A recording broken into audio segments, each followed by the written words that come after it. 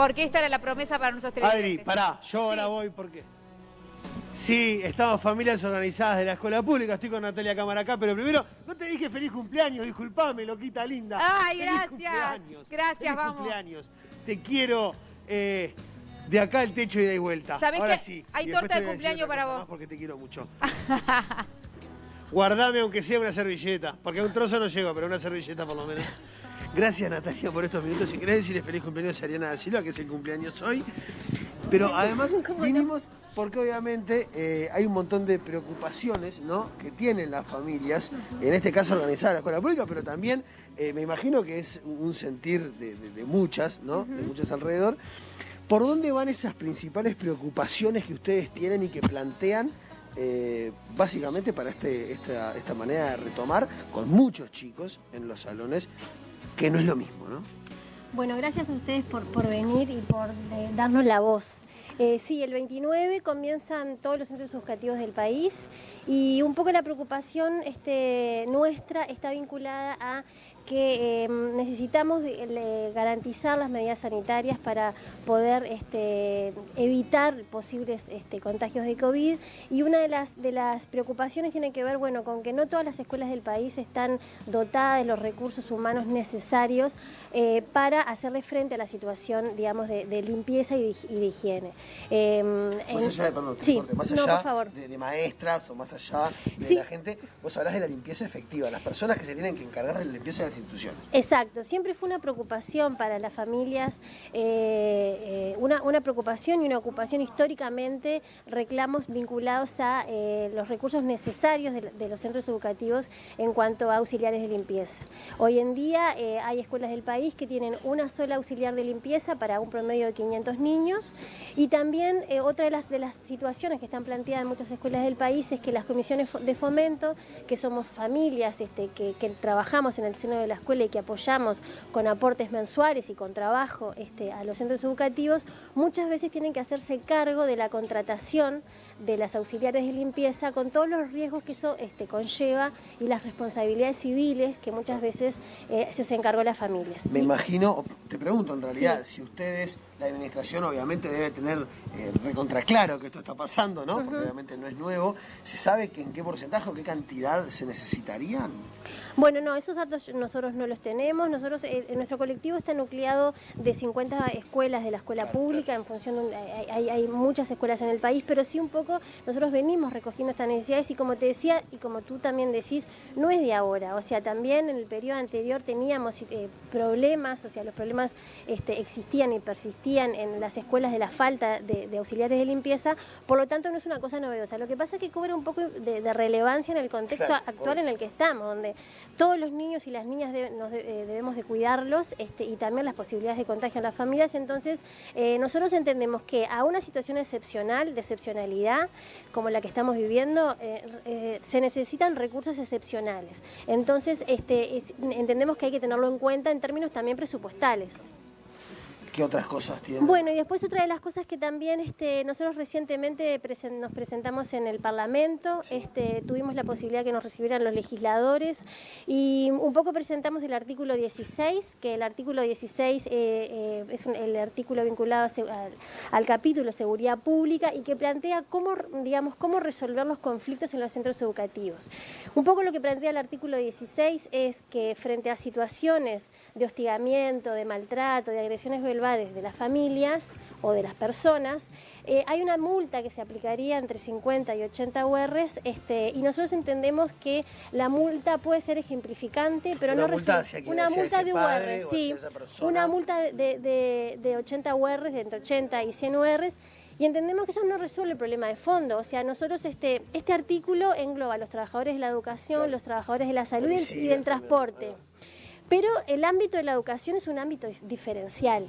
Nosotros ahí dentro de la escuela y dentro del ámbito educativo tenemos que desplegar todas las herramientas educativas, de construcción de ciudadanía, de convivencia, de una escucha atenta, de poder entender los problemas y sobre todo también demostrarle a nuestros niños y a nuestras niñas cómo resolvemos los problemas cotidianos, que como también decíamos, los conflictos son inherentes al ser humano y a la vida cotidiana. ¿Tampoco están de acuerdo que se tipifique como algo aparte justamente cuando pasa en una institución de educación? Exacto. no están de acuerdo con eso. No, porque o sea, en realidad ya el Código Penal prevé sanciones para delitos. Nosotros entendemos que estas situaciones de conflicto y de malos entendidos muchas veces, de problemas de comunicación, de que a veces no se tramitan los problemas de forma correcta, porque nosotros rechazamos enfáticamente la violencia verbal, la violencia física, la violencia simbólica y la violencia institucional. Muchas veces, las familias también por distintas situaciones nos vemos un poco violentadas en términos de respuesta institucional y eso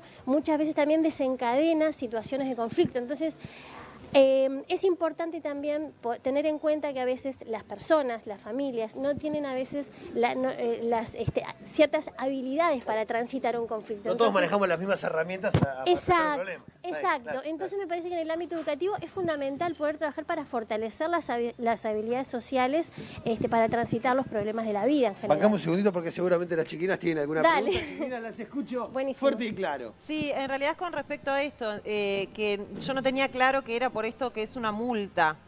No entiendo bien por qué, o sea, cuál es el tema con que esté esta multa. ¿No? Sigo sin entender bien cuál es el problema, porque en realidad es una herramienta más o una cuestión más para disuadir el conflicto dentro. Y yo entiendo que haya familias... Voy a trasladarle tu pregunta. Claro, por eso, ¿por qué molesta tanto el tema de que sea una multa? Claro, está bueno.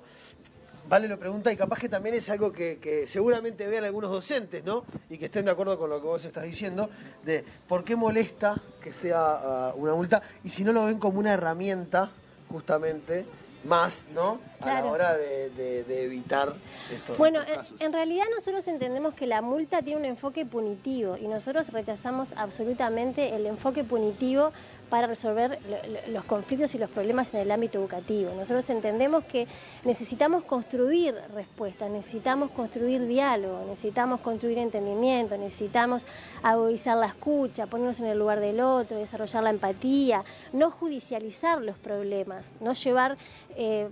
hemos tenido noticias de prensa donde muchas veces hay situaciones de conflicto que terminan judicializadas, medidas de alejamiento. Entonces nosotros decimos, bueno, trabajemos.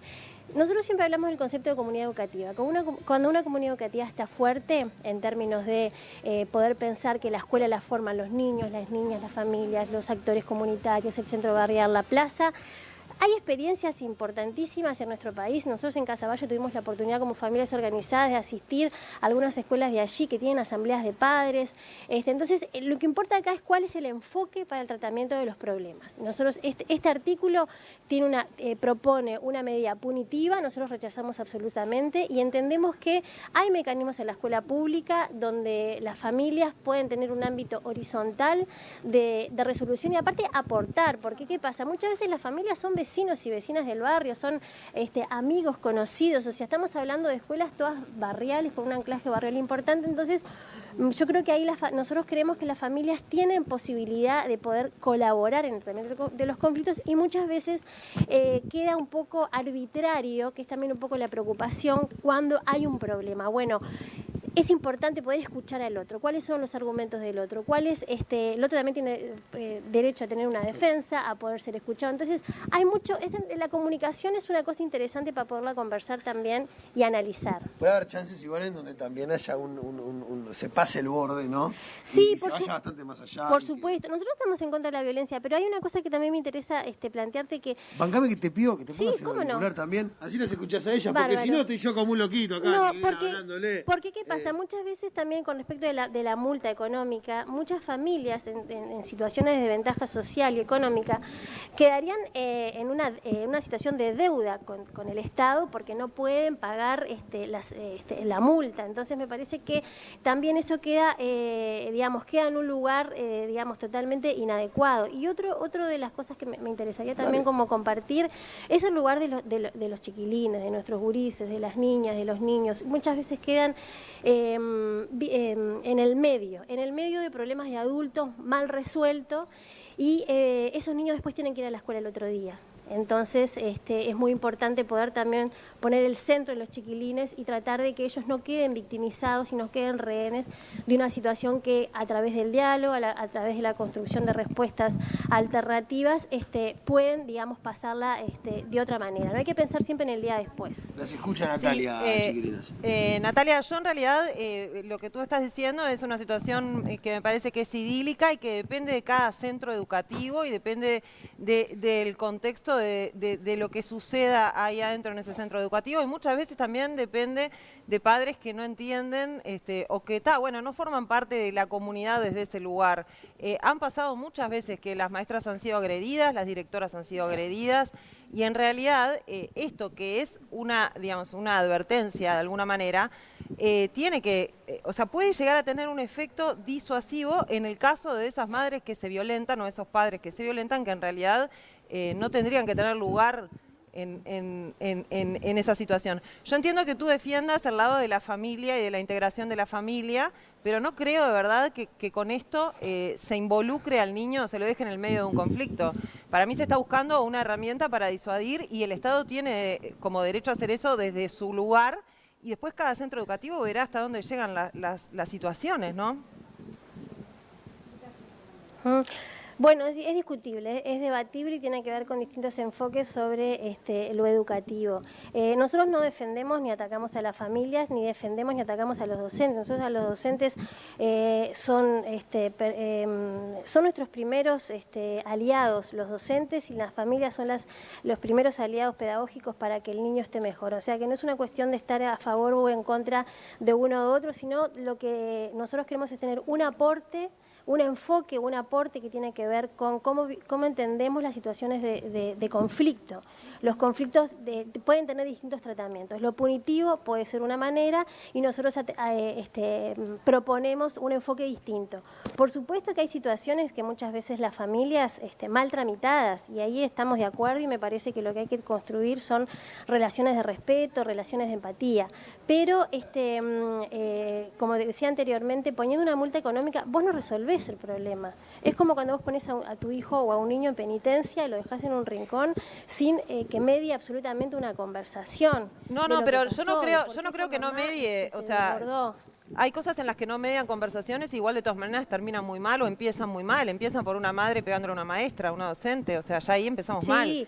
No hay justificativo para eso de ningún tipo. Entonces, en esas situaciones que son extremas pero que se dan con frecuencia, lamentablemente, es importante poner algún límite desde el Estado, que en realidad ni siquiera está ingiriendo en la educación. O sea, no está hablando de cómo tiene que ser la educación, ni si tiene que ser horizontal o cómo tiene que ser un centro educativo. Está diciendo, bueno, si haces esto tenés una consecuencia. Habla mucho de...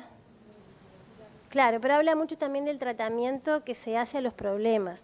Me parece que ahí hay experiencias, como contaba hoy, de escuelas y comunidades educativas donde no hay situaciones de conflicto, porque las situaciones de conflicto que hemos visto en la prensa y que han trascendido, que nosotros las rechazamos absolutamente, han sido pocas situaciones en realidad a la vida cotidiana de la escuela y de muchos de los barrios digamos, con altos niveles de vulnerabilidad o de conflictiva, donde también el tratamiento se da de otra manera. Entonces, me parece que por algunas situaciones, siempre sucede que por algunas situaciones que hay que analizarlas, que no es que sean aisladas, sino que hay que analizarlas, se toma, digamos, una decisión generalizada. Y me parece que a nosotros nos parece que eso estigmatiza también la situación de conflicto.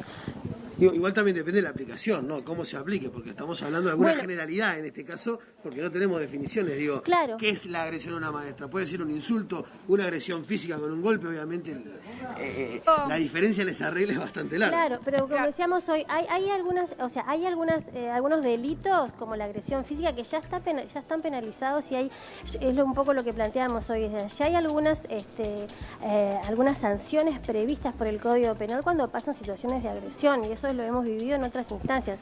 Esto justamente lo que trabaja es poder trabajar más lo promocional y también poder reconocer que muchas veces, que yo les comentaba hoy también, hay alguna violencia institucional que desencadena en respuestas inadecuadas y donde no media la palabra, porque también a veces somos reactivos frente a los problemas, y que necesitamos justamente en una escuela donde lo que necesitamos es aprender sobre las experiencias y donde más lo que importa es que la familia pueda fortalecer el vínculo con el centro educativo, que pueda tener una buena comunicación con su maestra y con su directora, poder trabajar en cuestiones que tienen más que ver con el relacionamiento y el vínculo. Perfecto, Natalia, quedó clarísimo, nos quedamos sin tiempo. Darito, tenemos que cerrar porque ya tenemos que cerrar el programa, pero obviamente la postura, quedó clara la postura de las familias organizadas de la escuela pública. Así que con esto nos despedimos, Darito. Muy bien, chiquita. Muchas gracias, Natalia, por estos minutos. Vamos arriba. Muchas gracias.